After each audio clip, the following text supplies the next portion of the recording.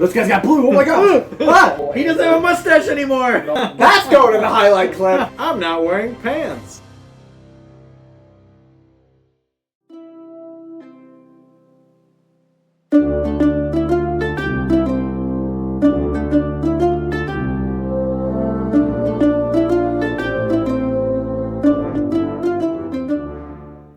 Hi everybody. Welcome to House Corvo podcast, episode 2. Short notice, so we couldn't get another guest on here, but you know, We don't need him. We don't need guests. We're obnoxious enough for 2 people. It's okay. Mainly, most of that's me. So we found smaller bottles of our sparkling fruit juice that we love so much. No labels, so it's easier to ingest. So yeah, it makes it easier. You know, they didn't have labels back in the day, so we don't need labels. I didn't worry about this stuff, though. I think it was sitting in there. That's fine. It's fine. It's not alcoholic, but it ages like wine. Yeah, it's made. The process of making this is actually kind of crazy because they do make it similar to wine. Do they really? Mm-hmm. What? They just don't put the agents in there that actually make alcohol. So it's wine without yeast. They never put yeast. Yeah, like it'll start turning into like a vinegar, but not a vinegar you'd want to use. It's kind of gross. Gross vinegar. Wine talk. Cursed vinegar. Side note. Career in real life. This guy sells wine for a living. I sell wine for a living, and it is funny because I don't drink wine. Yeah, it's pretty funny. But I know a lot of things about wine. I like this. What's wrong with this? I think it tastes a little different. I don't know, it just tastes odd. I think it's great. I don't know what you mean. And I'd say it's not great. It's grape. It is grape. Yeah, sure. It's the grape. To be honest, there's something satisfying about just like holding a bottle like this, though. Maybe I'm a suppressed alcoholic, even though I never drink. Yeah. Yeah. It's alright. Everyone on this podcast is of the age of 21. Just for today, though. Today. Last podcast as well. Mm. Yeah, actually, it's Andrew's birthday today. Not to date the video or anything, but happy birthday. The Forever Squire. For the Forever Squire. Wonderful. Or as he's known in certain reenactment groups, not Squire, because he refuses to be squired in any other system besides Alex's Squire. You know, I actually talked to him about that.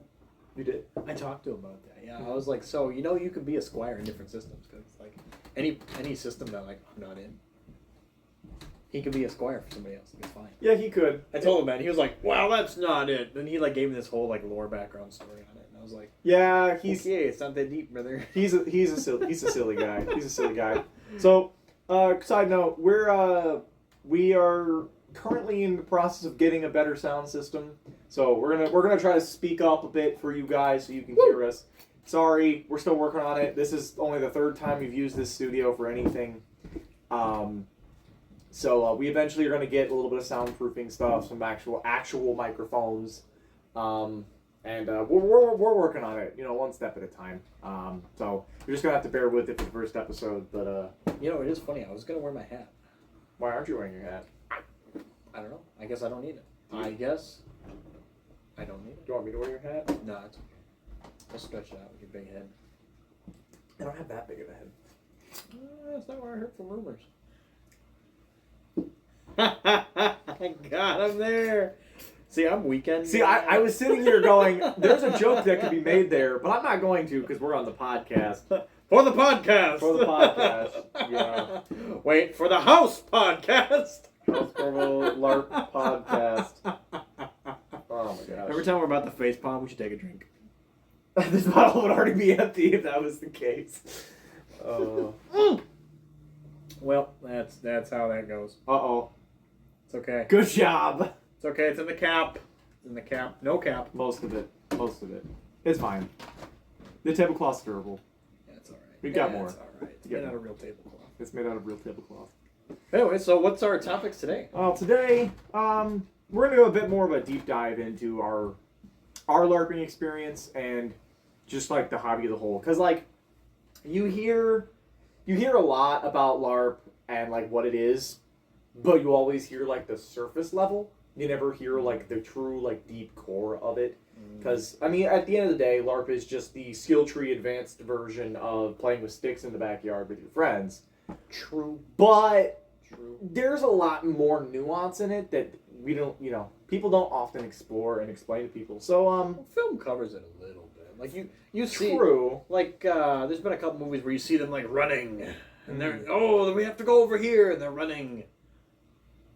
Yeah. There's a little more than And like fighting. you see like episodes of like TV shows and stuff, like there's an episode of Supernatural for those of you who watch Supernatural who we got LARP in it. There's there's a couple LARP TV shows, but they never really there's always a certain element of satire to them. Even when they're you took a shot of sparkling grape juice. There's always an element to like satire and being like silly, which like don't get us wrong, LARP is silly. It is silly. Like I mean, I'm wearing a silly hat, but at the same time, like there's a lot more to it just being a joke, and we'll get into that a bit later. But like, I think the first thing that needs to really be covered is like there's a lot of types of LARP. Yeah. So like, what Alex? What is your favorite kind like style of LARP? First of all, Well, I think my favorite style it's what a lot of people call sandbox style. So like the sandbox style LARPs are there's a general storyline, but it's I don't want to say highbrow, but it's like it's not vague, but it's kind of in that vein where it's like it's not hard set to a storyline. it's an open world RPG style. Yeah. Where like you can kind of make your own adventure out of it.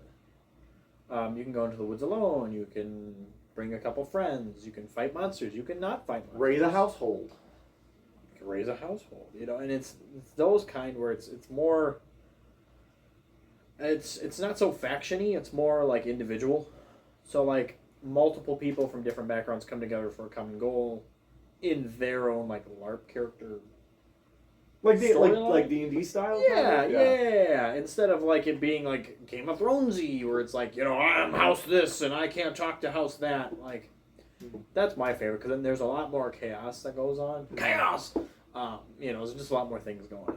In terms of like, so that's like the play style. There's another player style, and this is kind of what I like the most. I mean, and if you don't know, I actually am running my own system, which is a little bit more leaning on that style, just because I feel like that is kind of what everybody, like most people lean into of being able to make any kind of character and then, be on the same side of any other character and like we're all in this together kind of hands around the world thing. Now, if you're curious, it's called Beyond the Battle, and the Facebook page is going to be linked below. He beat me to it. I was just about to say that. Actually, we've got an event coming up in November in Wisconsin, Valders, Wisconsin, at Camp Sinaloa, if you've heard of it. Camp Sinaloa. Camp Sinaloa, shout out. You guys are, I will drink to that. Yeah, Camp Sinaloa's a great campground. Camp Sinaloa. Wendigo free. Wendigo free. I can't express it enough. But another style of LARP that I really like is the factions. Fun. There's a problem. There's a couple problems with it, but in general, like being able to go into an event and you know that you're going to be in the military fighting another military and the rules of engagement and going in and actually doing the battle, going into a game, being invested in the faction and being invested in the war or whatever combat thing is happening, that is something that's harder to find.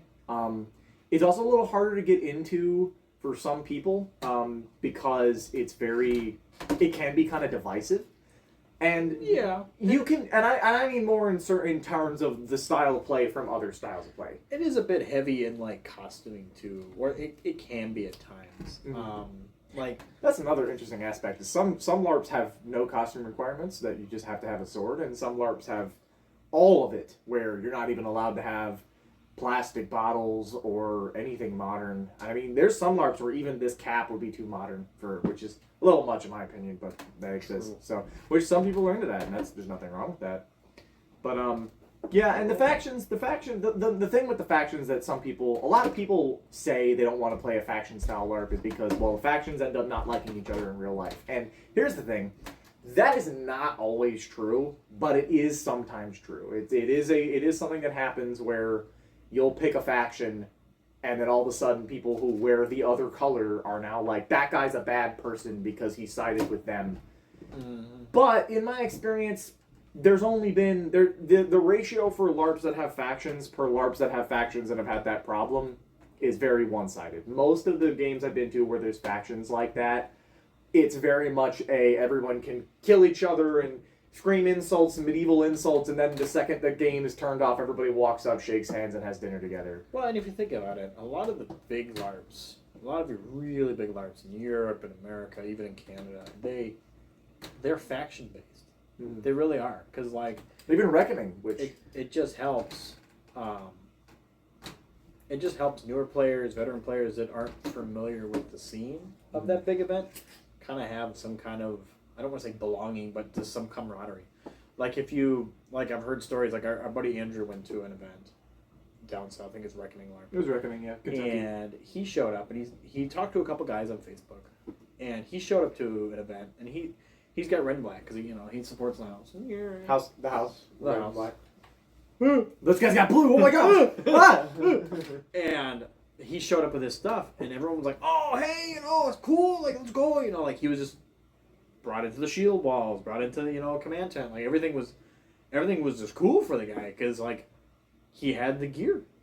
He already felt like he was part of the team.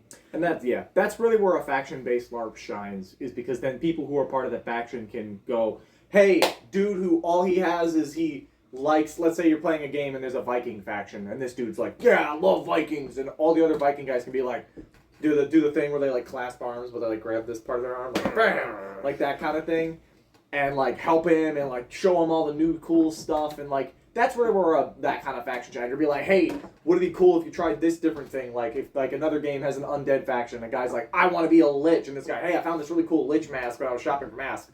Oh my gosh, I'm gonna do that with my character. That's really where a faction-based system shines. And also like, and this is something with the house is like, because we do as house practices, we fight together all the time. We train, we do all this kind of stuff so that when we go to other LARPs, we can, we're not elitist in the sense that we have to win every single game we play in. But games are a lot more fun if you don't immediately die and you at least have a chance of winning. So like, it's more fun when like you can trust the person next to you to at least hold their own. When you're familiar and you can trust the man to your left and right or the woman to your left or right, and you're like, I know my girlfriend Autumn, she's great. She usually plays a healer for the house. It's great that every game you go to, if you're wounded, you go, person with flag, go heal. You know who that is. It's great that like you see middle-aged man at arms, member of the house. If he rolls up, you're, oh, okay, I'm no longer on the defensive because I've got the tank with like 30 years of sword fighting experience next to me. Now we're advancing. You can ebb and flow the fight just because you know who you're fighting next to. Like it really does change the game when you know who's to your left and right. Well, and you're also just more comfortable LARPing. Mm-hmm. It's more fun because then you can just sit around the fire with your buddies. Exactly, and that's pretty much what LARP is. Like at the end of the day, you're just a bunch of friends. Yeah. Goofing around in the woods, goofing around at your local parks, just swinging foam at each other. Yep. And if the problem with LARPs is if there is that divide and there is no like trying to fix that divide, it really breaks down into, well, now these two groups split up. Yeah, and that's honestly where a lot of LARPs come from. In Wisconsin, there are, I'm not going to go into names, but there is a system that is a relatively older system that was created at some point, and then over the course of about 8 to 10 years, probably a bit longer than that, probably like 15 years, like almost every single system in Wisconsin came from down the line. Like one group would split off because they had a falling out with this person, and then this person's group would split off because one person like cheated on the other one, and then this group would split off and it just became this tree because nobody had any sense of unity. And honestly, that's kind of the point of House Corvo, is to be a system without a system. Like, we are a community of LARPers, and we have people who come from different systems and play with each other, even systems that aren't even necessarily on the same team or on the same page. Like, they're not like, oh yeah, we're best friends, but because they care about the community, they care about the house, and they care about the other friends in the house, and there's like overlap, it kind of helps mitigate that problem. And at the very minimum, it brings LARPers and LARP groups that don't necessarily agree with each other on everything. It brings them to the same table so they can at least talk about it and humanize each other. And like, well, it just supports the community as a whole. Yeah. You know, it strengthens their LARPs, it strengthens other people's LARPs, and it just strengthens the LARPers in general. If everybody plays with everybody, everybody benefits. Well, yeah, because then let's say 2 people from the house go to one of the other systems in Wisconsin, and they've already met like 1 or 2 people from a house practice. Then they're like, "Oh, hey, you're gonna be here." Be like, "Oh, sorry, we're gonna kill each other today," in character.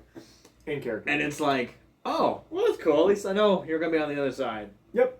You know. It's great because then you can. It's like if you show up to a game and you're like, I don't know what's going on. I don't know. And you see this guy and someone's like, and this guy's clearly in charge. And you don't know anybody, and you're like, I want to play, but I don't know what's going on. And people running it, they're running around, making sure NPCs have food and water, making sure everybody's okay, running the game, role-playing. They're busy, but you don't I don't know how to approach this person because I don't know anybody.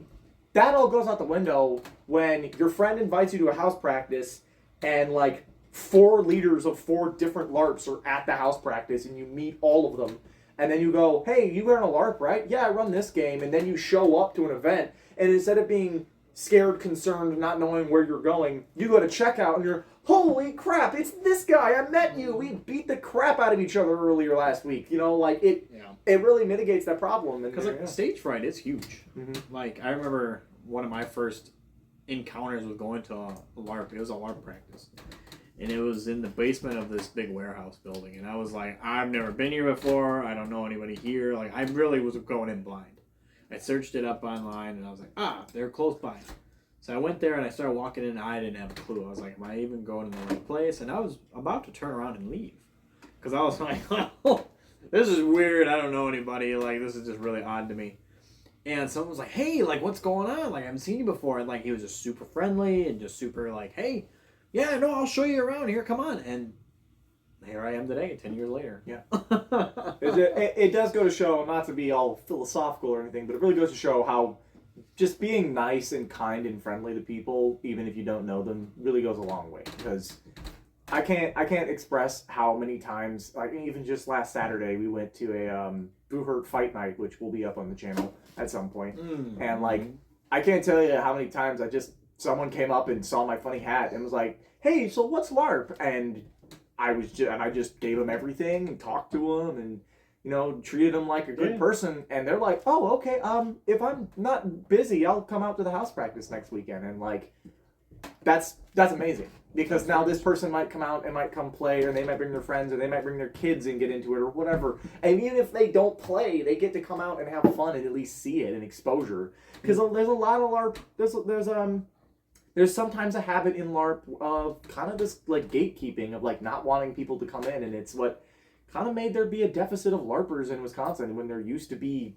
thousands. There unironically used to be thousands. Yeah, there used to be a lot of big events going on, and now it's just kind of meh. It's hard to break 50 people at events now. So and it's hard to get those veteran players back. I've reached out to a couple because I still know a bunch of them that we used to play with back in the day, and most of them are just nah, I'm not interested anymore. And there's a lot of distrust because back in the day it was you signed on with their group, okay, I can't hang out with you anymore. That happened, and we're trying to mitigate that. So because at the end of the day, that isn't what LARP is about.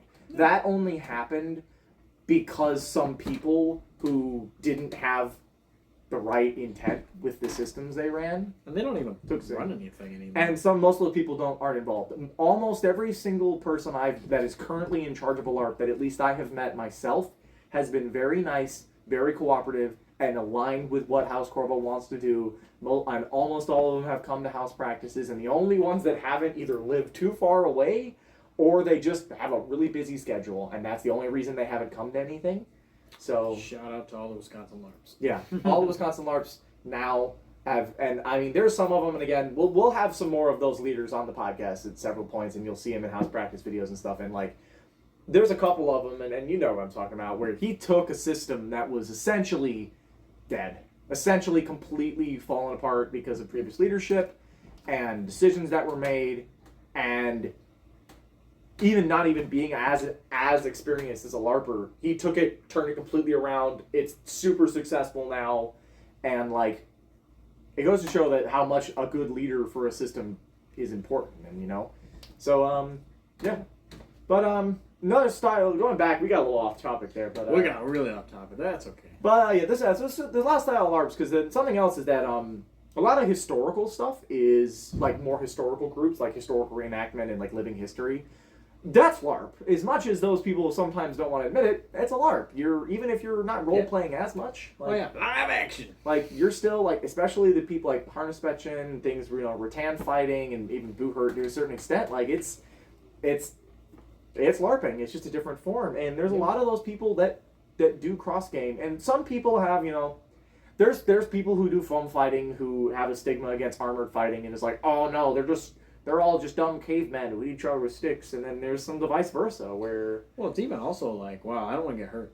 Yeah, and then that's a big valid point. It's like I don't want to get hurt. Yeah. And then there's people who do armored combat who are like, nah, foam fighting's for kids, rah rah rah. And but see, here's the thing, that's not the majority. The vast majority of people who do either look at the other group and go, that's cool, I don't have any problem with it, I'm just going to do my separate thing.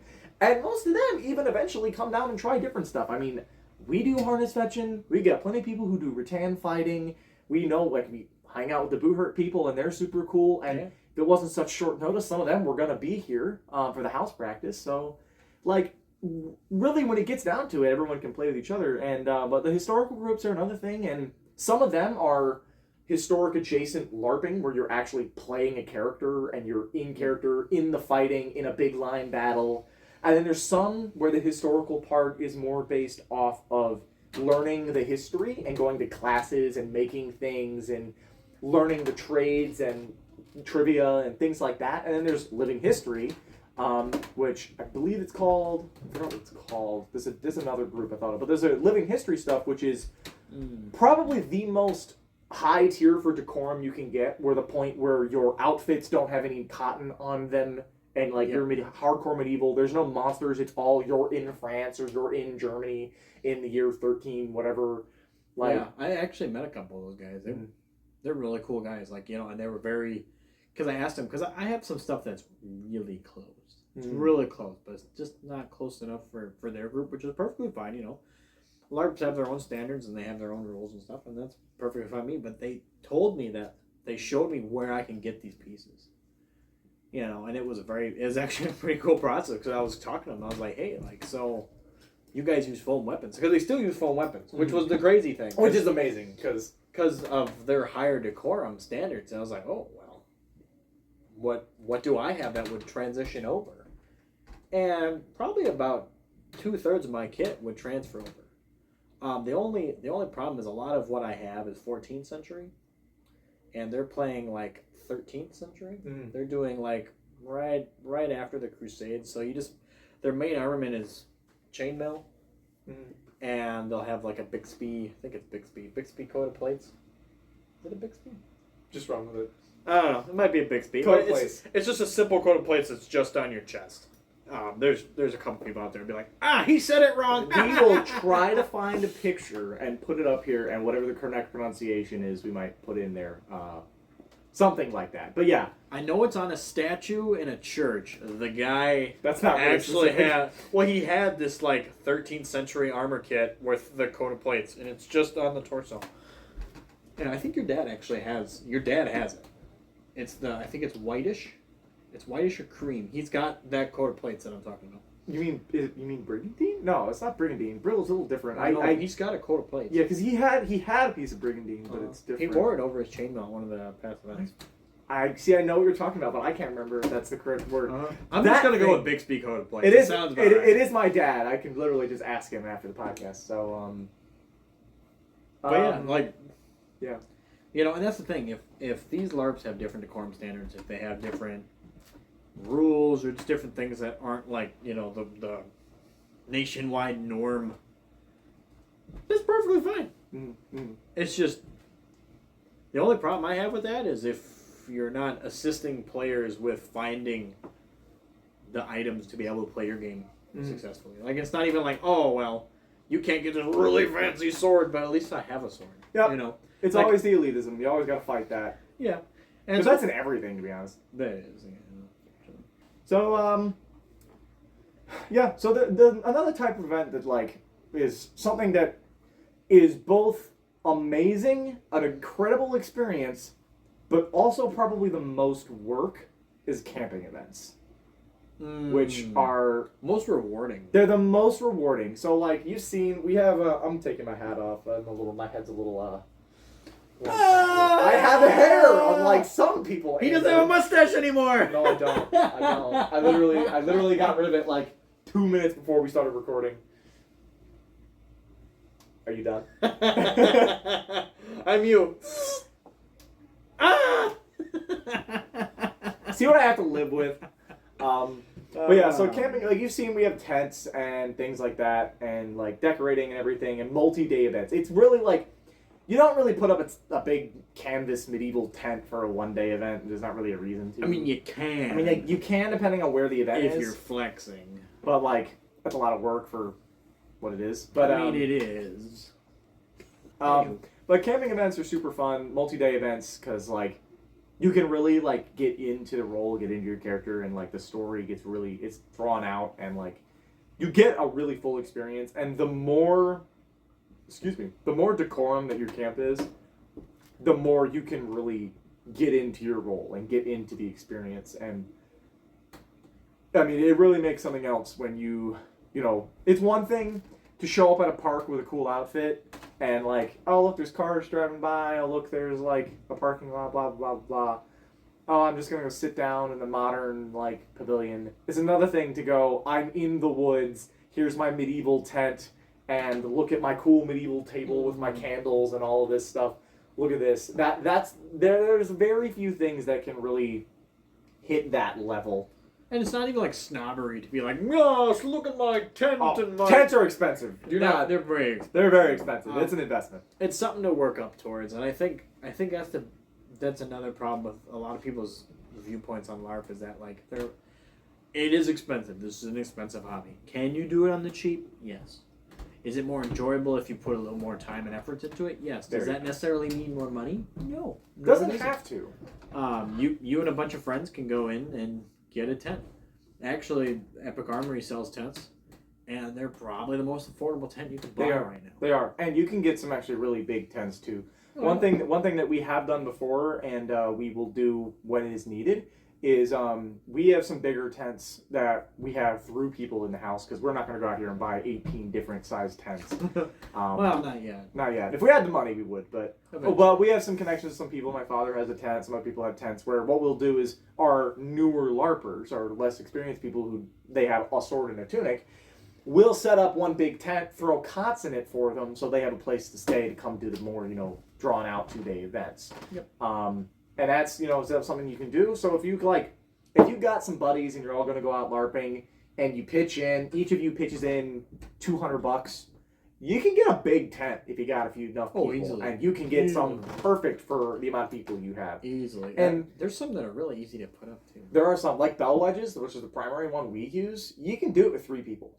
It's nice. You don't need a big group of people, and it's not as many parts either. It folds up nice and stores away pretty easy. Like, it's pretty great. And something with 2-day events that's also interesting is that some 2-day events, depending where you are, Camp Cinema, November, check it out in the link description, they have cabins for rent. So you can still get a 2-day event without the, I've got a cool tent experience, but you can still be there both days of the event and still wake up and go down, and you get the whole day. You don't have to drive in the morning and in costume. You can just wake up, put your garb on, go out, and you're in the game. Like, it's that experience, even without a tent, like, is still worth it. It's very worth it. That is definitely something we need to do more. We need to do more multi-day events. We need to like they do in Europe. Yeah, well, they do. They have like a whole week. Oh, European LARPs. I mean, I couldn't imagine a whole week. If we could get something like, if I had my own land. Oh yeah. European. So if you don't know, because you're American, European. Okay, let me rephrase that. If you don't know, because you're not European, shout out to our European friends, Irina, Paulina, and Yusuf. Yusuf is not European. Oh, He's Egyptian. Egypt is not Europe. He's Europe adjacent. I mean, I guess there's only a little sea in the way. He's closer to Europe than we are. He is close. That is very true. He is closer to Europe than we are. Natalie was the other one. Natalie.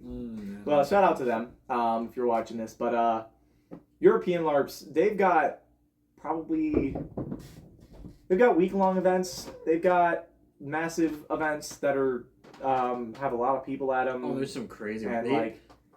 One of the coolest ones I've seen is like I don't even know the name of it. I hate to sound like this because I don't know the name of it. But it's called Dragon Fist. No, this is a Renaissance style LARP. Oh So, yes. These folks are using like flintlocks and muskets and cannons and they're still drawing blades. And it's like a few hundred people. Oh, I've it's crazy. seen pictures of it. I've It's seen ridiculous. like 20 people like set up and they're like, all right, it's like Napoleonic era.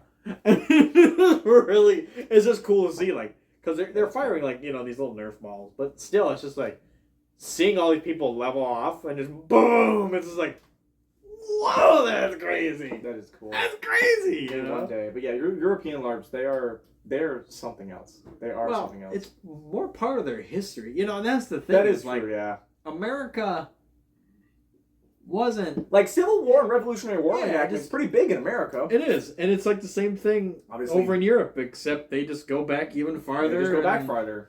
Instead of you got two countries warring instead of two goofballs. That's true.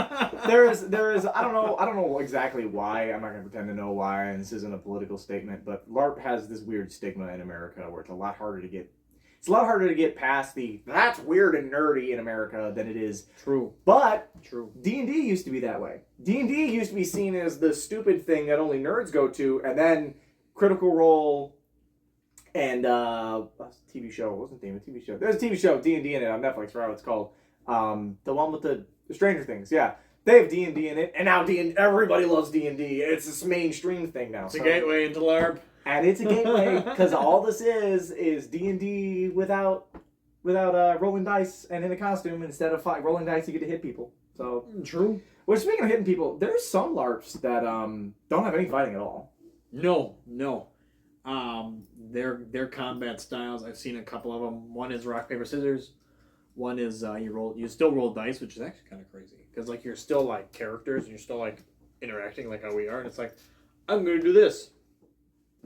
All right, and then the person tries to counter, and then the other one I saw, which was actually made the interaction a little more cool in my opinion because it's more of a modernistic type, was each person had a deck of playing cards and they just flip up a card.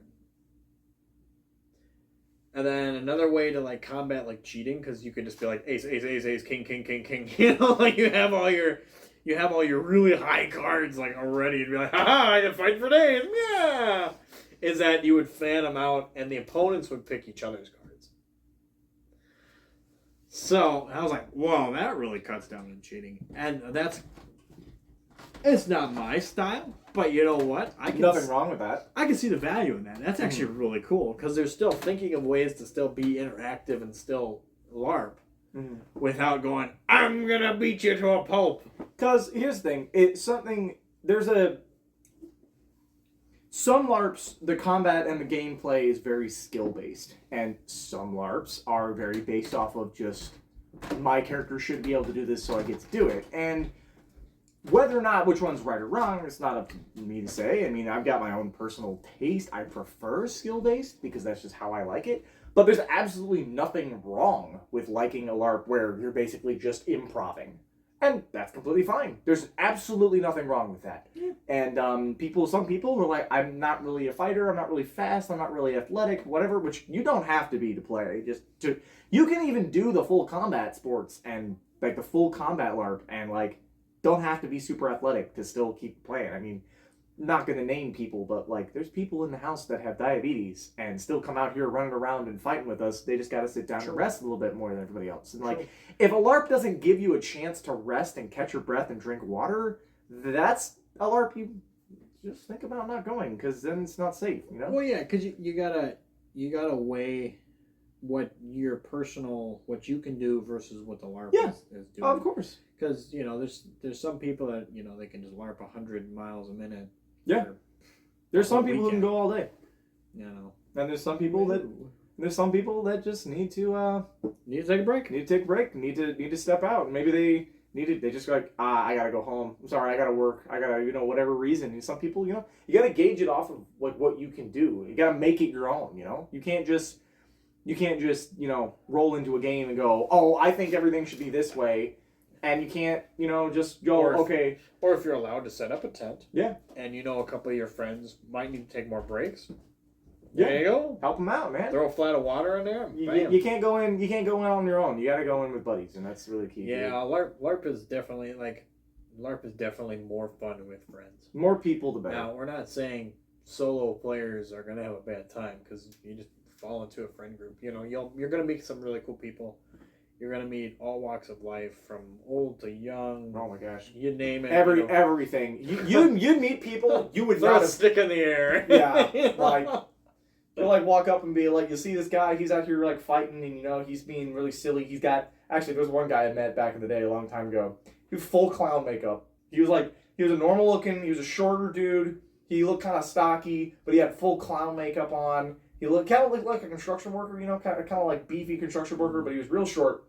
And and he was doing all these funny voices, and he was a clown, and he had a big balloon sword. They didn't let him use it, but he carried it as a prop. And that was oh, my belt came undone, what the heck. And that was his character. And I talked to him after, I was talking to him, at afters, one day I was talking to him, and I was like, so what do you do for a living? And it's like, well, I just got out of the Marines. And it's like, oh, okay, and I mean, I'm in the military. Someone in the military is not that crazy. And then he starts telling me some of the stuff he's done, and I'm like, oh, this guy isn't just in the Marines. This guy is, this guy probably knows like 800 ways to kill me. This guy is pretty but he's just the silliest, happiest guy I ever met, and like, because he's LARPing. Yeah, because he's LARPing, and like, it's just one of those things. You meet people you never really would have thought of. Everybody likes to think of this nerdy forever. No, I won't say that, but someone wants to think of this nerdy guy who's never left his parents' basement. He wraps a blanket around himself and he goes, "Oh, I'm LARPing," and those people exist. But there's nothing wrong with that. But then there's also people who are like, you never really would have expected that person to be into LARPing. And like, there's some people that they get into it, and it's great to see people get underestimated because they don't fit the ideal LARPer, because people get that stigma in their head. True, yeah. It's fantastic. It's fantastic. Well, I don't feel like I ever really look like the ideal LARPer. That's true, you don't. You honestly don't. I'm just kind of a normal guy. You look like a normal dude. I work my 9 to 5. Gonna sell me a car? Maybe some wine? I'll play with friends on the weekend. You have to say that every podcast now. But I'll be saying, "What's up, guys? I play with swords on the weekend."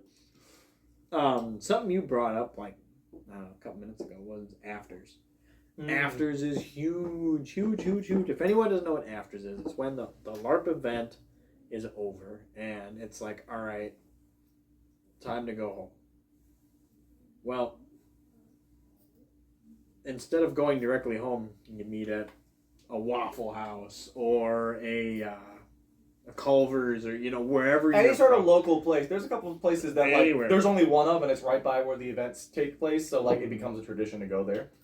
Because that's a time to unwind, to talk to people that maybe during the game you were like, we're gonna get each other, But after, it's just like, man, that was awesome. Yeah. That was awesome. Totally got me. It boils away all of the character, so you can just see the person, and it actually is really key to keeping that kind of. Well, it keeps the group. Keeps the whole LARP as one community. It really does. And House Corvo, we are big on afters. We push for all of our people when we take them to something. If they don't live super far away and they can spare it, we're like, please come to afters, because it really makes a difference. And honestly, afters is probably the number one place that the house has grown. Is we go to an event, people are at the event that don't know us. We go to afters after playing. They talk to us, and then they're like, okay, this sounds awesome.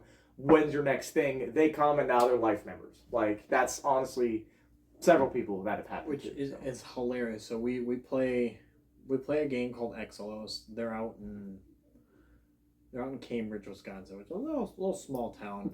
But there's this truck stop, probably like 15 minutes away. That's like on the way home for most of the group. And imagine like 12 people in garb walking into this little truck stop diner and getting a table, and everyone in the diner's like, Actually, at this point, it's been that's been a tradition at that site for a decade. yeah. People who work there are just they're so unfazed by it now. They're just like, hey, look, the LARPers are here. And that's been really cool because then you can talk about the event and be like, oh man, like I was gonna do this, but I didn't. Yep, it's just a great atmosphere. Yeah, we'll tell you one thing I don't like about LARP is when the drive is 4 hours away. Oh man, or longer. Like, and I get it. Like, people live everywhere, so people want to LARP where they are. And if you want to go to their game, you're gonna have to travel to where they are. Yeah, and it's one of those things where you won't know if it's like your favorite thing to go to until you go to it at least once. Yep. And that's the difficult part because it's like, gas is expensive and getting all your stuff together and driving all over the place and you gotta leave early. And that's something where, like, if you can't go because it's expensive, or you can't go because you can't make the drive because you're worried your little $300 car won't make it, then maybe either get someone to give you a ride or stay home or go to a different game or whatever. Or you talk to the community there because who knows, there might be people in your area driving up that you don't even know. Depending on the system, if they've got a Discord or a Facebook group or whatever, like send a message and be like, hey, I live in this town. Is anybody who lives here going to the event and I can catch a ride with? Because I don't want to spend $800 on gas or how much. Don't just go into strangers' cars. Don't just walk into strangers' cars. Get to know them first. Get to know them. Obviously be safe. But the community is very often gonna help you in most systems, and I'm gonna put it this way: you can judge a system and how good it's gonna be based off of how the system's community treats you. True. Yeah. If you hop in a Discord and nobody says anything to you, right then you're like, well. Yep. Or if you go to a game and you have a small concern about anything and you bring it up and you get dismissed, and because they don't care, or it's like, hey, I'm worried about this safety concern, and like it's just like screw off. Like maybe that's a little different. Or you're trying to play in a faction and the people from the other faction are like, screw this guy, we don't like him because he's playing with them, and then and that can go any direction. Never think. But if you go. And you go, hey, I have this concern because I have this thing. And they're like, sure, man, what can we do to help you? And you go and you're like, this is safety concern. Oh my gosh, thank you for letting us know. We'll get right on that. You go and you ask for help with something and people are like shaking your hand across factions, everything like that, offering you help with whatever you need, giving you loaner key or whatever. That's a system that can be your forever system. And that's a really important thing to find. You got to keep it in mind because, this is true with any community. Anyone who's ever played Call of Duty knows that toxic communities in any hobby, they exist. You never played COD back in the day. You're not even old. I did. I didn't play that COD. No. That COD. But COD was... I know, that's not that bad. But it's still pretty bad, though. Yeah, it was like really, really toxic. But everybody knows that can happen. And that can happen in a group. Anyone who does airsoft or paintball knows that there's anything. Like, even even just going to work. Like, there's always going to be a thing, but it doesn't have to always be like that. And you can absolutely find systems. And let me tell you, we don't go to systems that are toxic like that. We don't. So, at least on a general scale. Obviously, you got to go to find out, and we always try to go talk to people. But if a system makes it clear that we're not welcome, then... This is a super serious podcast. Is it serious? I don't know. It's kind of like... I don't know. I feel fine. You think I said anything I shouldn't have said? No.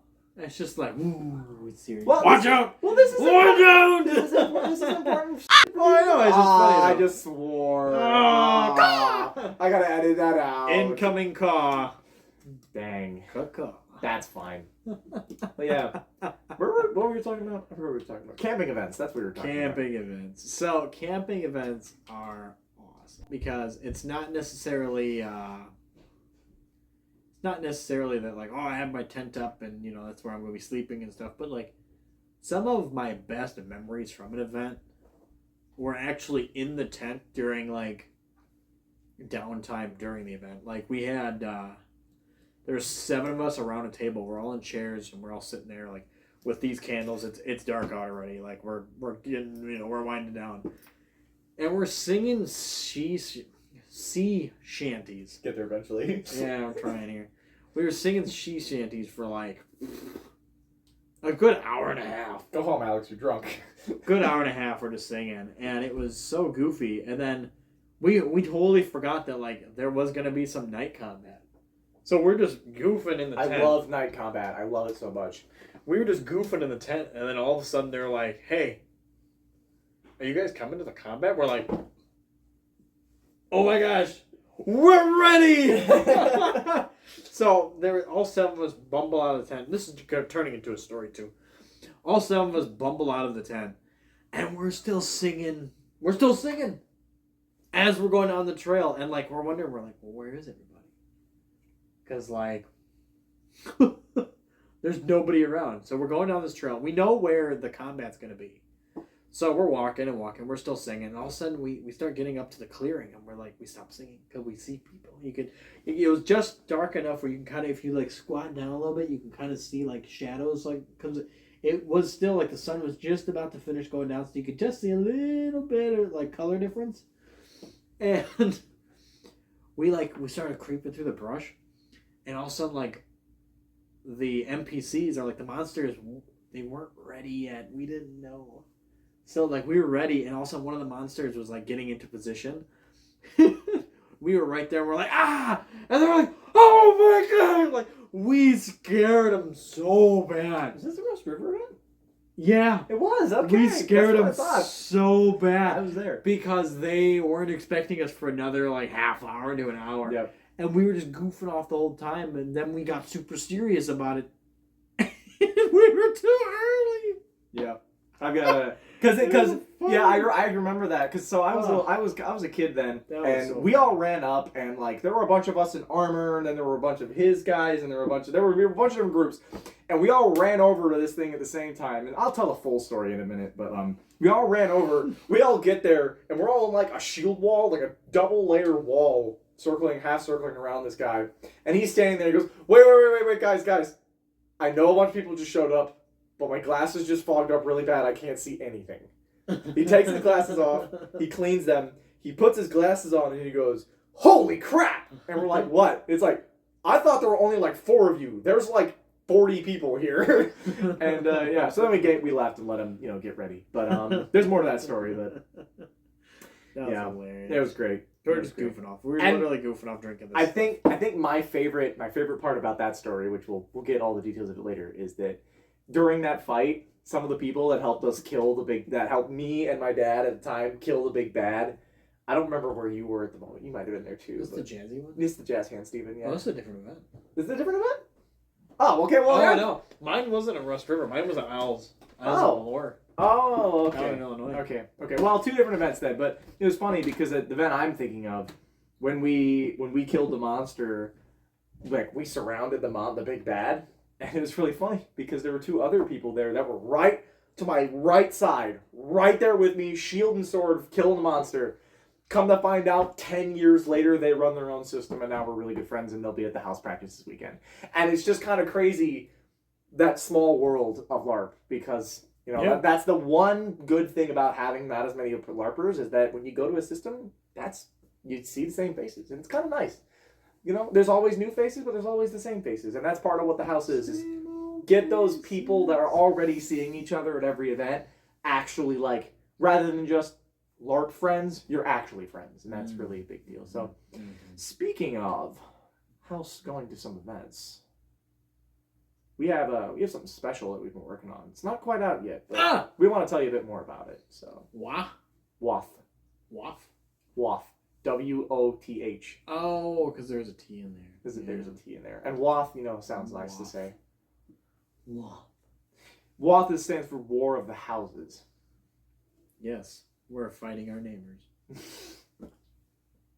That's going in the highlight clip. Oh my gosh. We don't fight our neighbors without LARP stuff involved. Without consent. Fight your neighbors with consent. Now, War of the Houses it's a lot of stuff, but to simplify it down to start, it's It's going to be a faction style event, kind of like the really big LARPs, but it's going to incorporate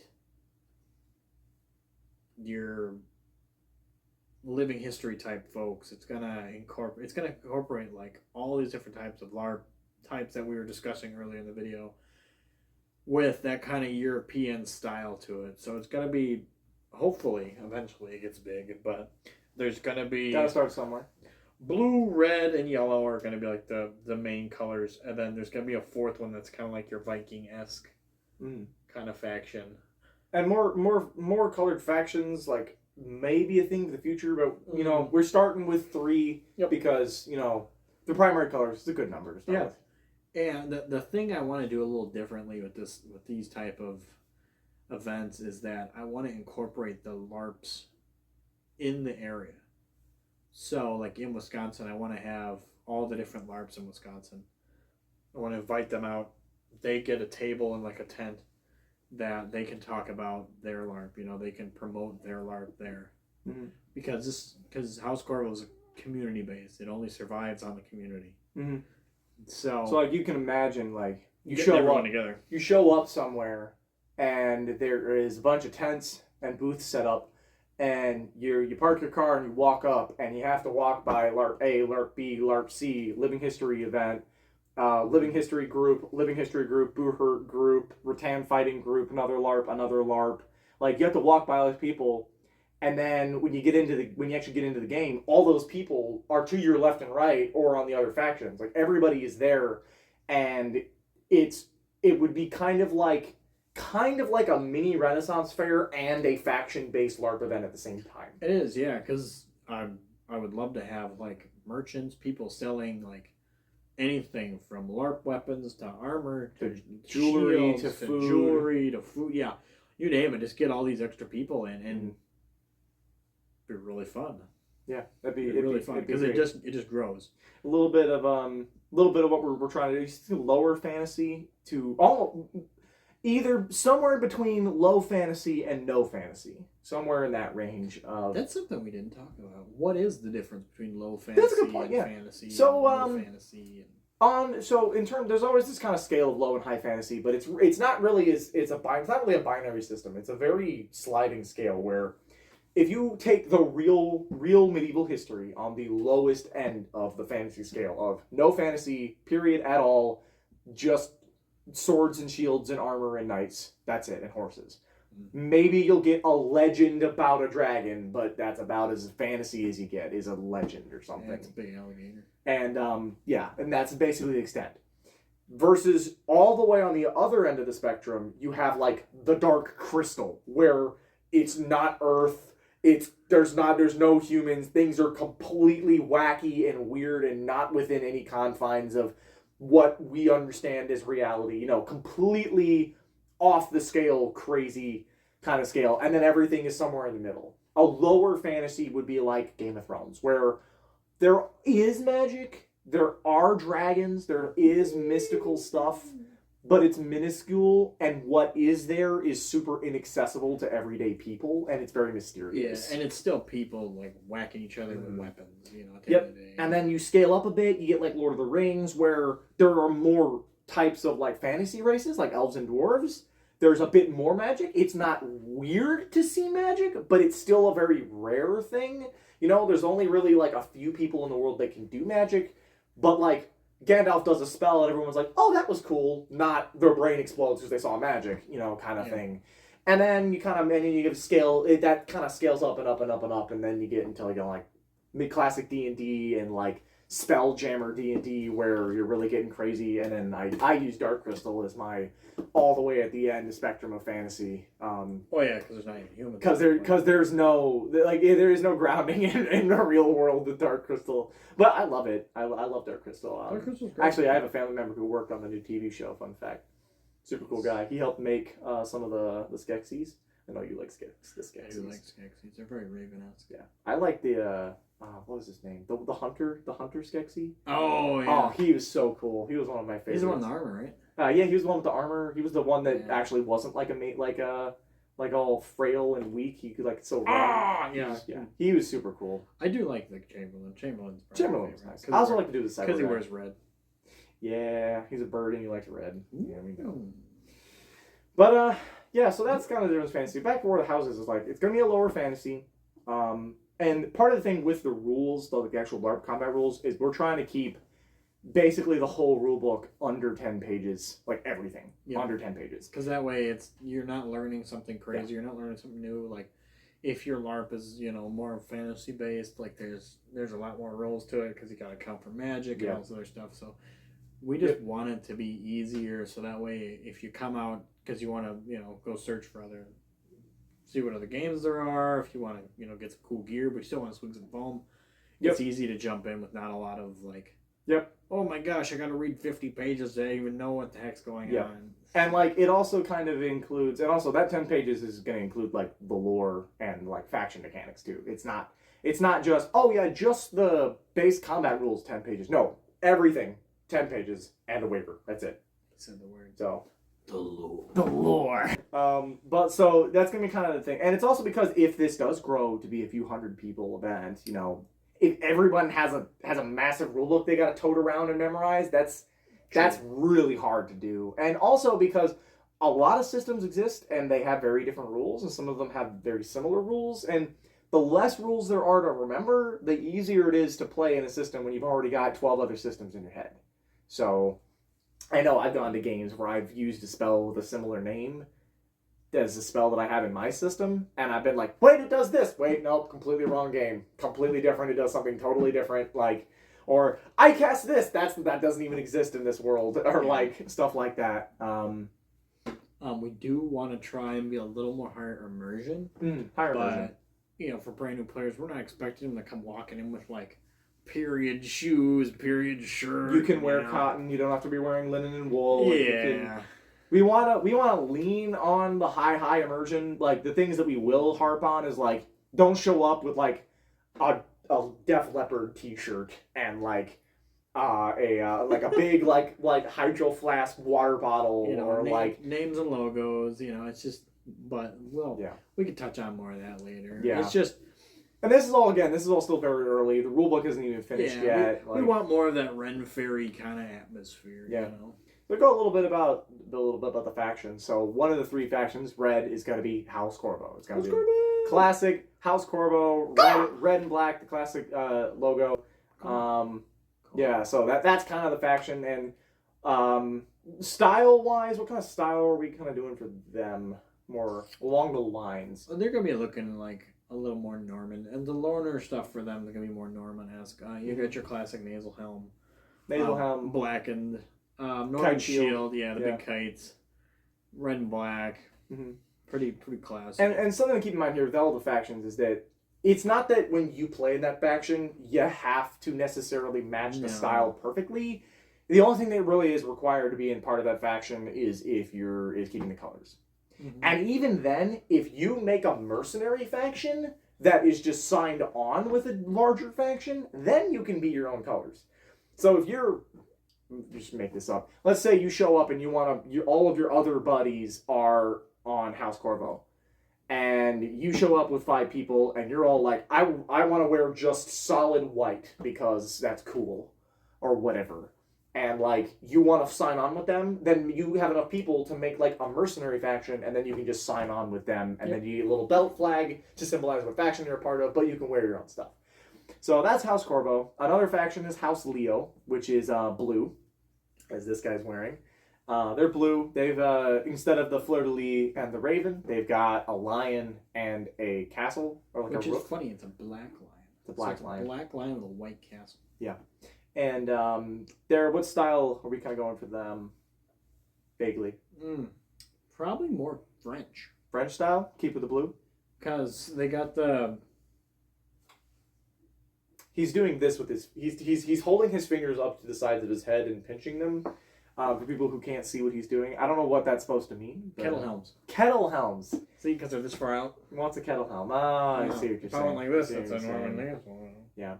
Lots of crossbows, lots of kettle helms, lots of heavy armored cavalry. Not that we're going to have horses, yet.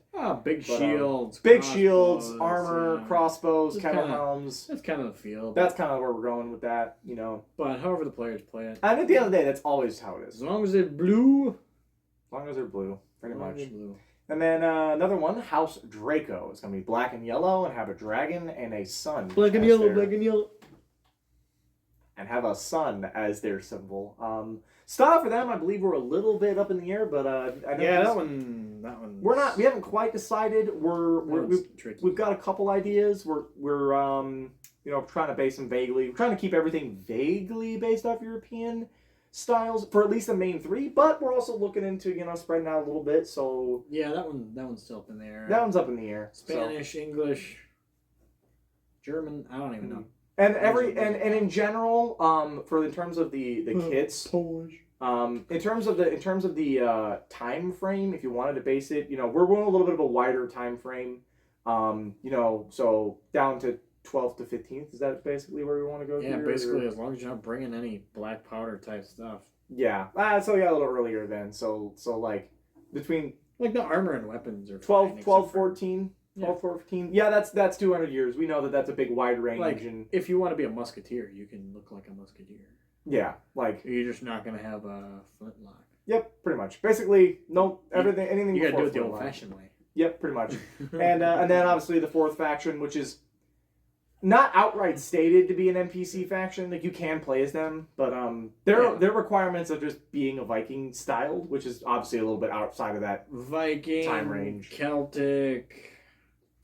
They're your We know- classic barbarian-esque kind of We thing. know that those are different things. They're We totally know different things. that they're not same eras, not same parts of the world. They're very different styles. We're Yeah. saying that all of these styles would work for the faction. Yep. We're- You can draw inspiration from. Yeah. You any can draw of these. inspiration from it. You can do Yeah. you can even do like Proto-Germanic if you wanted. Like Yeah. there's a little bit more flexibility with that faction. It's more just you need to, if you're going to be part of that faction, because at the moment they don't have an established color, they need to be a little bit more identifiable as a rogue element essentially with the Well, whatever. we're kind of leaning towards green. Are we gonna? Well, we haven't quite decided. It's not official, yeah, but we're kind of leaning towards Yeah. green just because It's different. it's easy. It's a more natural color. There's a lot of stuff out there on all like the big sites of buying LARP gear and costuming that is green that lends itself well to that. Yep, and I mean it That kind kind of of character. the barbarian foresty color. It does kind of make sense. Yeah. So You know? all this, excuse me, all this is subject to change. We're still putting all this together. Mm-hmm. But a little bit of the lore we were going to go for as a whole. I don't know if you want to talk about that a little bit, at least vaguely. So vaguely, there's a big kingdom.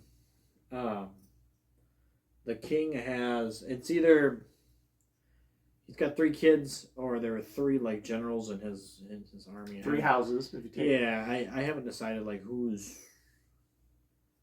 where the relation between the king and the houses comes from exactly, where if it's familial or whatever.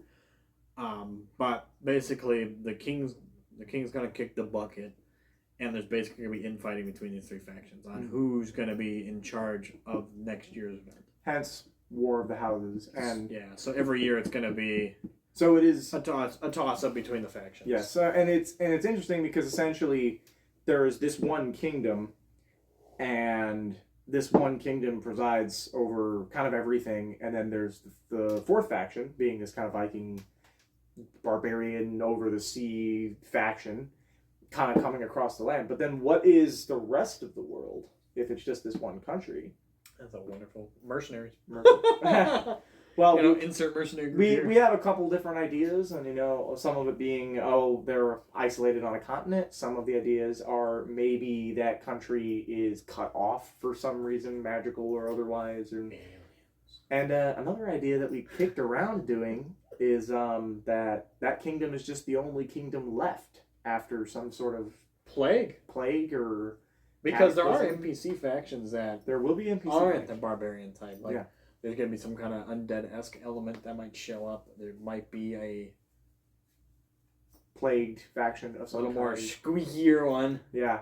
Again, it's all up in the air. All this is subject to change. Yeah. But in general, it'll be a You don't have to have crazy costume. There's not going to be a lot of PCs playing orcs or dragon people or anything like that. Nope. Show up, pick a color, hop on the bandwagon, kill some stuff, and support your house. Yeah, support the house, and you can be a different faction every event too. So Pretty much. you can sign on wholeheartedly with one, but you don't have to by any means. There's a bit of upward momentum. Like there's a bit of character building. But it's not super detrimental if you don't really flesh out your character more. Mm-hmm. It's basically just getting everyone together, promoting LARP as a whole. Yeah. Yeah. We're not taking away from anyone's LARP because I know some LARPs are like, I don't want to lose any players. Like, don't worry, it's gonna be like maybe once a year, maybe twice a year, but that's a stretch. Yeah, especially right now. Yeah, that way it's not really taking players away. Yeah. It's just a way to promote your game as well. And this would be a multi-day event. This wouldn't be a 2-day event either. This would be at least a 3-day event. And in the future, we'll consider. Well, starting it'll be a 2-day. Will it? I thought we said we do 3. Well, all of this is subject to change. 2.5. All of this is subject to change. We haven't decided exactly how all this is going to be, but we want, hopefully one day it's like a whole week. But got to start somewhere. And this is not something we want to take. We never want to take people away from a system. No. We want to strengthen everybody's system by playing with everybody, essentially. And that's the goal. That's the goal. Where the rubber meets the road. Yeah. So that's what we got on War of the Houses. And other than the little bit of a rule book we have written up, that's pretty much everything on War of the Houses that we have right now. So far, yeah. So and that's why you're gonna start seeing in all the house practice videos, you're gonna see more of a definition between like who's on what side. Because it's kind of been a problem in the past. Yeah. If everyone's wearing red and black. That's honestly where the idea came from. Was everyone's wearing red and black, and we have 20 people here. I don't know who's on what team anymore. Uh-huh. And then we kind of went, well, why don't we just make 2 other colors that are almost the same thing? And then we just went, what if it was its own event, War of the Houses, and it just happened. So True. It's essentially it. And keep in mind, this also is not going to be a game where it is like this is its own system. This is very much the house just going, here's this thing we can come do. Yeah. Not we're our own system and this is how we play with this. This is very much not an aligned with a system thing. So this is to promote LARP as a whole for everyone involved.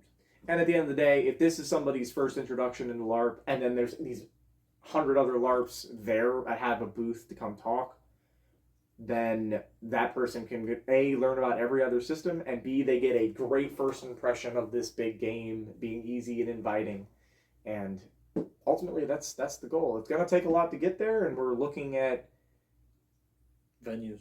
Yeah, we're looking at venues right now, and we're finishing up the rule book and finishing up the design for the factions, things like that. And some cool things that aren't War of the Houses. War of the Houses is a cool thing, but Bristol Ren Fair. Bristol Ren Fair.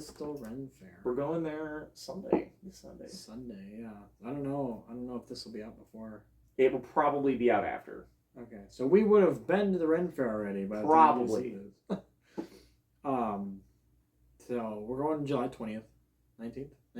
July 19th. 20th. Is it 20th? 19th is a house practice. Gotcha. We have busy weekends. So that's going to be super fun.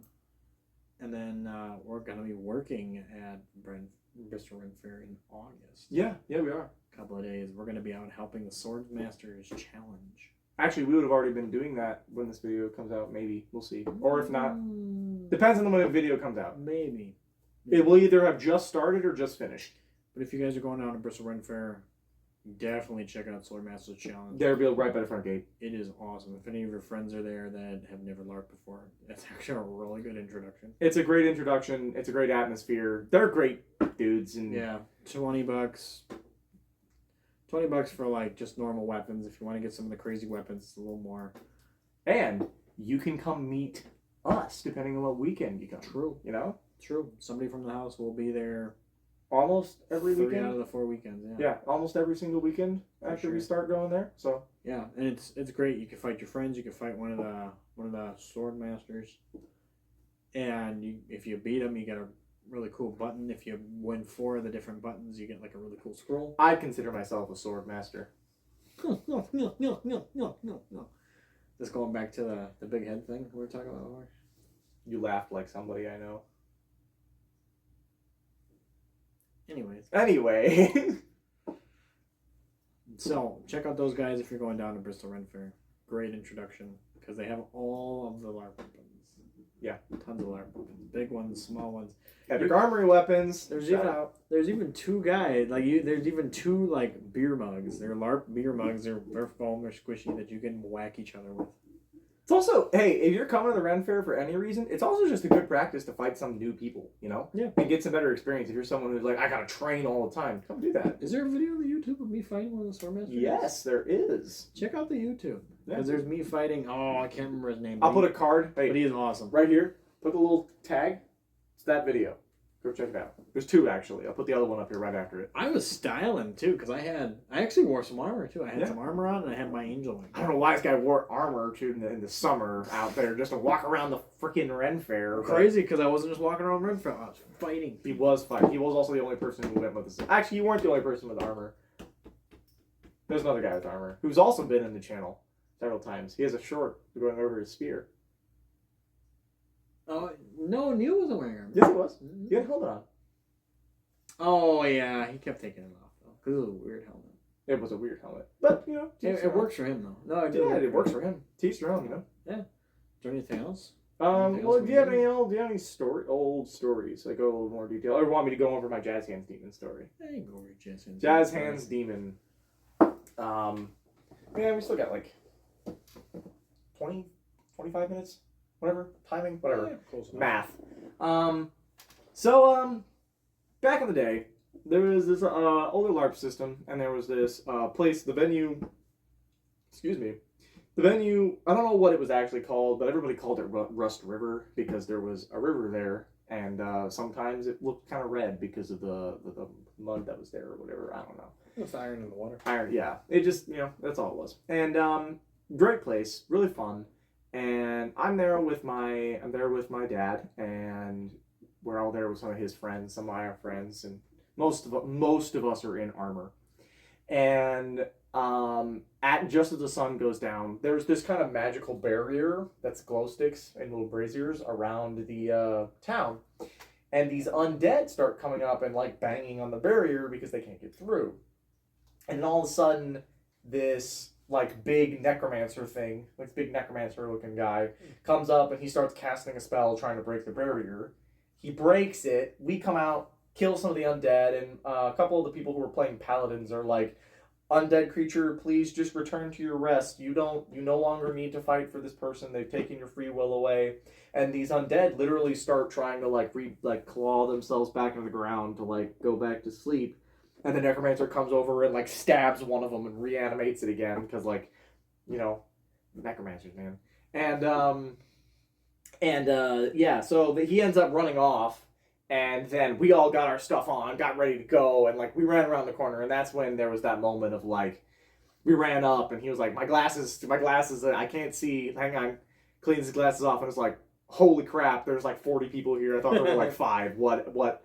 So we back off, let them finish getting garbed up because they didn't have their costuming on and everything. And there's this weird little like summoning circle of glow sticks on the ground. And so we fall back, and then one of the NPCs comes in and like gives us the green light. So we come in and we go up and we start trying to hack away at these undead, and we just keep getting hit with these spells that just keep pushing us back, pushing us. And eventually we all form the shield wall. And this is probably like a 70-person shield wall, including like all the second and third row. There you got like 10 archers loosing arrows, mages and healers in the back, a bunch of shields. And I'm on the front on the right side. Now, for context, I'm like 11 in a full suit of armor with a shield and sword.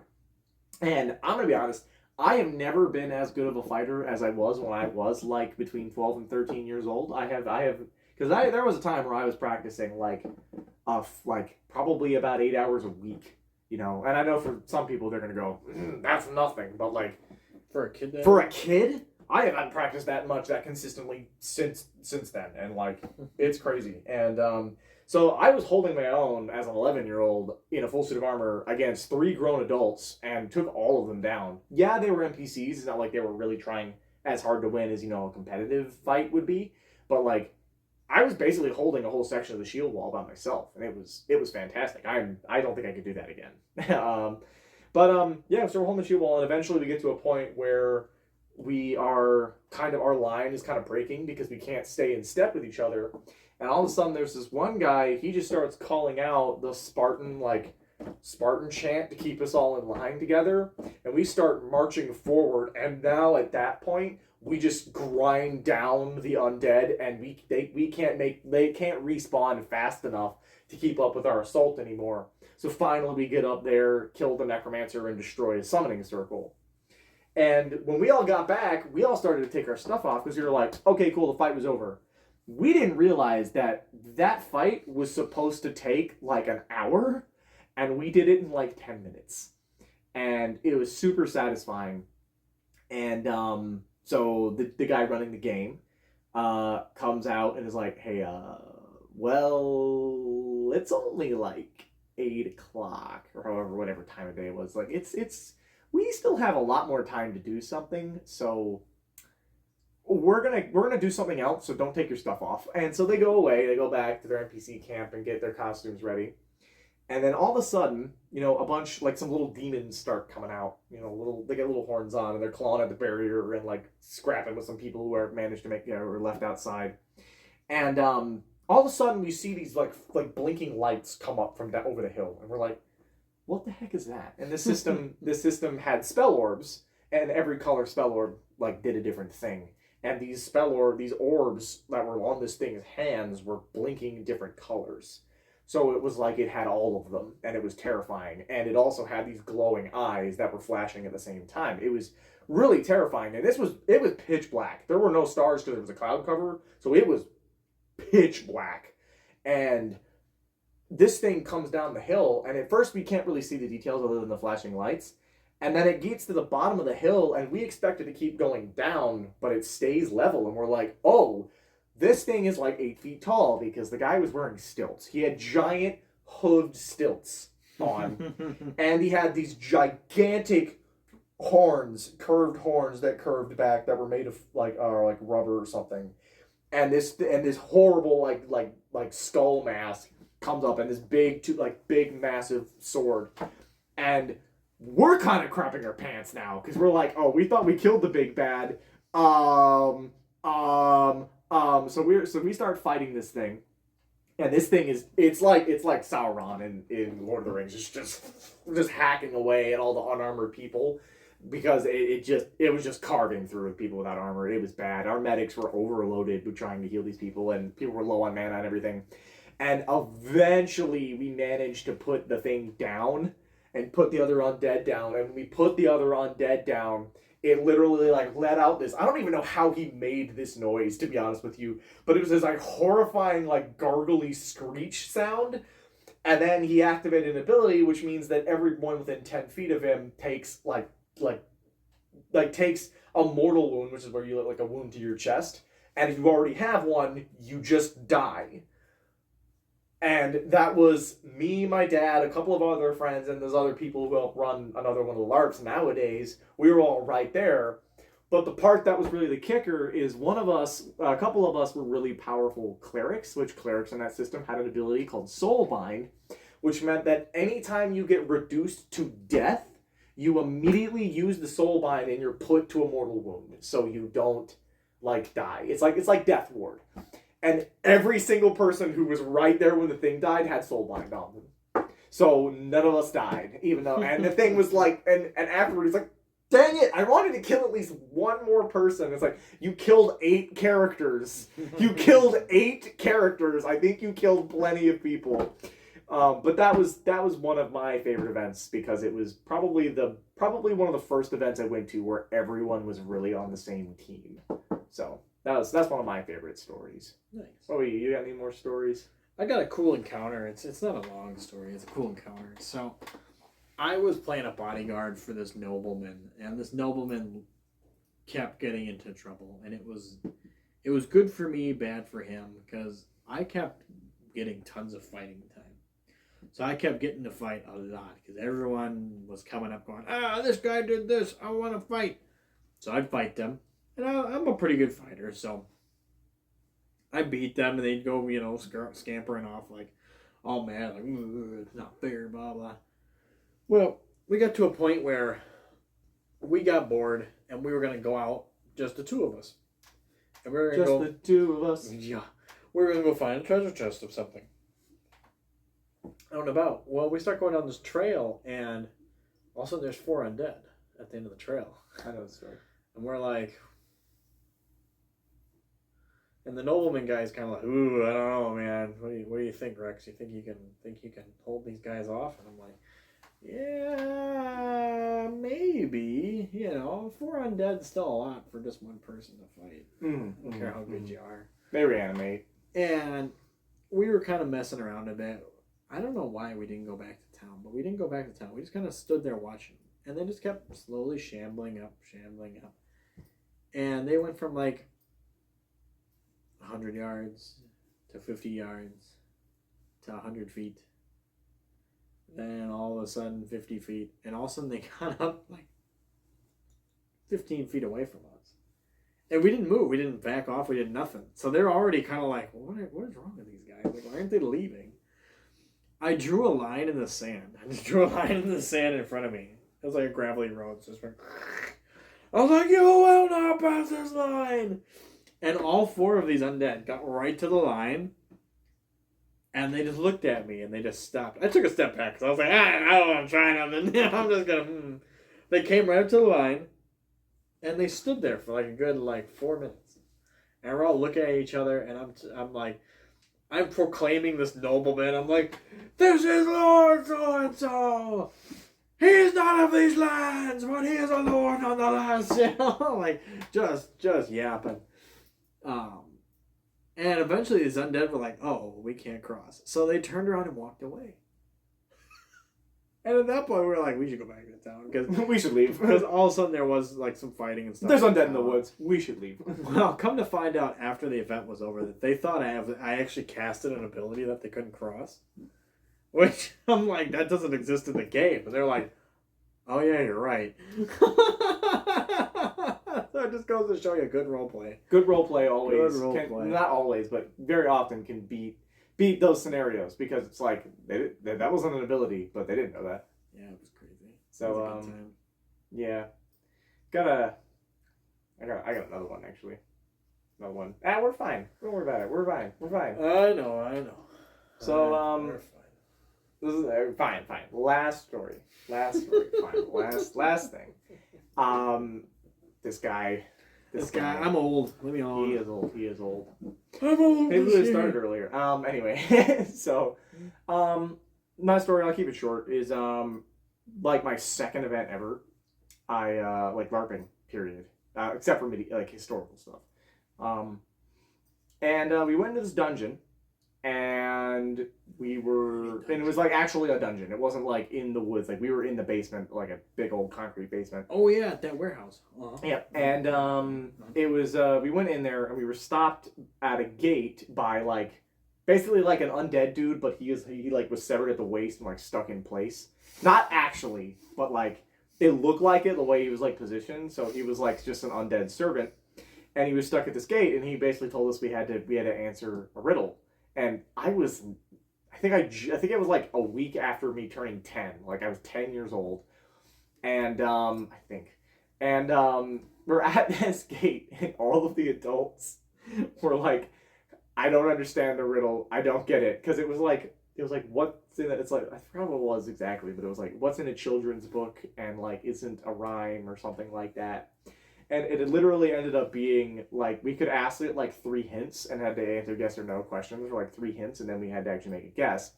And one of the hints ended up being is it something that you can eat? And that was what I asked it. And then I went, oh, it's an orange because you can't rhyme with it, and it's edible, and it's in a children's book because it's also a color because it had more than one meaning. And the undead thing was finally, it took you guys 45 minutes to answer the first riddle I found on the internet.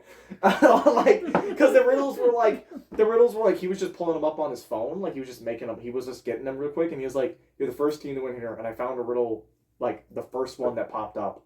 I just went, like, dungeon riddle. And it was the first one. And it took you guys 45 minutes and the kid got it. What? And then later we moved on to the dungeon. And there was this quest up out of the dungeon to like find this magical ingredient that was like owlbear eggs, and there was an owlbear in the dungeon. Well, I had my only ability I had at the time, besides armor and weapons, was speak with beasts, and everyone told me it was a useless ability because there's no instance where I'd ever be able to talk to an animal and it'd say anything other than "I want to eat you," and they were like, "This is a useless ability. It's useless. It's useless." And I was like, and then the owlbear was like clawing at our shields, but it didn't actually hurt us. And the second we got more than like 20 feet away from the nest, it just left us alone. So I really quickly figured out that it really wasn't trying to kill us. So I just went, speak with beasts. We're not going to hurt you. Just go back to your nest. Just stay there. We're not going to take your eggs. Just relax. And the thing then just backed off. And then I ended up going over and gave the guy some actual like snacks I had in my pouch. And he was like, "Thanks, I'm so hungry," and like gave him some food, and then I stepped back. And so we went in the next room of the dungeon, and step in there. First thing, spell orb hits the first person in the door, petrify, turn to stone, move that person out the way. It's literally a Medusa, and we're all just like, we are leaving right now. Like, we are leaving right now. And so we're fighting the Medusas, trying to, and their stone abilities on a cooldown because it was actually based off sight. We just all would have died instantly. We have no way to transport our stoned person. We have no way to transport them out of the dungeon. So I run over, being still kind of scared of the scary monster because I'm like 10 years old. I'm not really used to doing this yet. I go over to the owlbear and I'm like, I know you don't know us. I know you're probably terrified, but can you please help us carry our friend out, or at least just hold these monsters back so we can escape? This man, playing the owlbear, runs over to this person. Luckily, she was kind of smaller, so she wasn't crazy heavy. Actually picks her up and full sprints out of the dungeon back with the way we came, carrying her in his arms like a princess. This owlbear mask just goes running. We come out and we get out of the dungeon. The first thing they see is the owlbear the guards see. They put her down.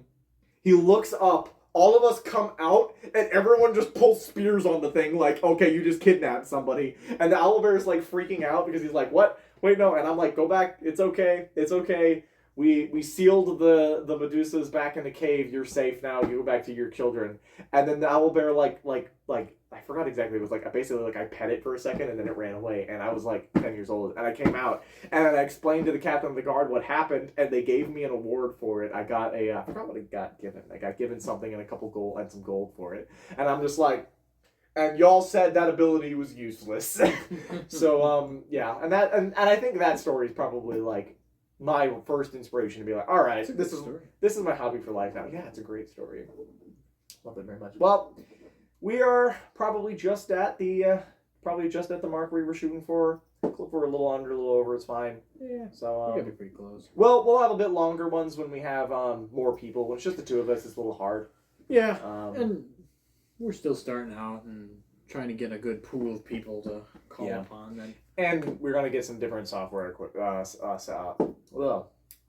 audio equipment. There we go. So I don't know why he keeps doing that.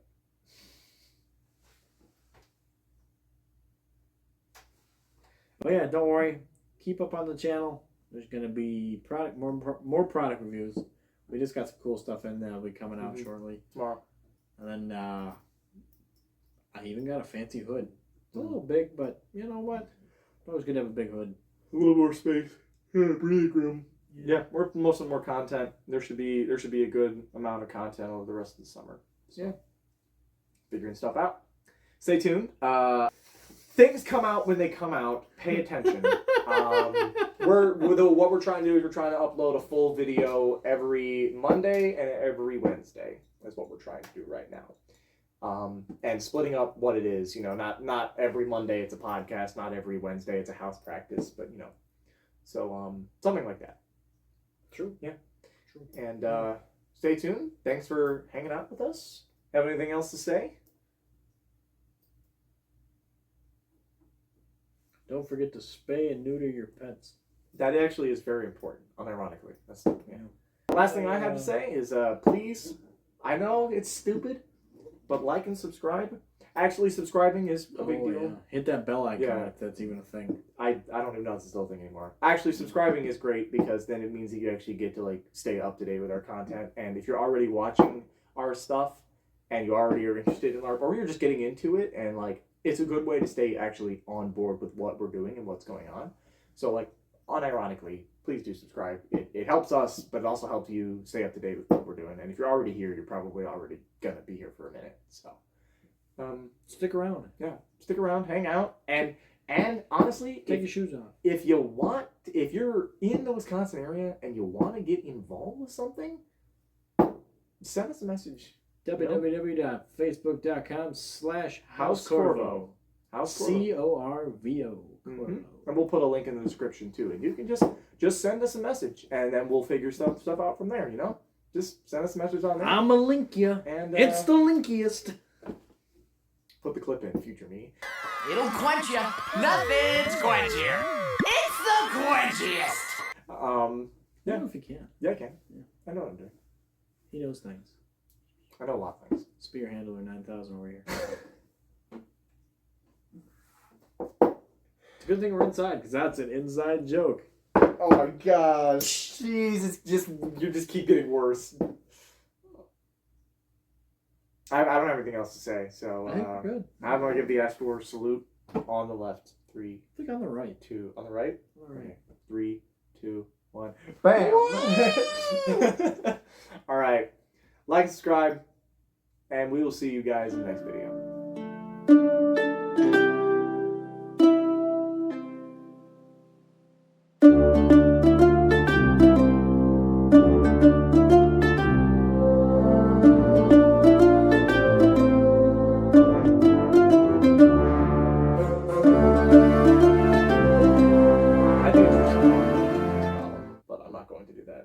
Crazy because I have my own Can body. we do it for the meme? No. Just like... No memes. Hot wax! Ah! Oh. Hey, future me, bleep this. You know, some people are into that. Okay, yeah, we're back. Bleep. So, Caw. yeah, put the raven over that. More caw. It's just caw, caw, caw, caw, caw. Some people like the nest. Some people like the nest, that is true. Stay strapped, or... George Washington probably. George Washington probably. We should say like and subscribe with no pushy sales guy. What? Yeah. No pushy sales guy? Yeah, it's a thing from one of the stores around here. They say that you can try and buy with no pushy sales guy. It's a nice little catchphrase. I don't know. It's kind of funny because I'm a sales guy. I don't know. Like sailboat sales, you know, like... No, like S-A-L-E-S. Not S-A-I-L. That's so funny. We already ended the podcast, so we're just talking now at this point. Highlight reel. I'll just put like, it'll be like a blank, it'll be like the ending screen, and then it'll just be like something like a few minutes of that, and then it'll just be this at the end, like... I'm not wearing pants.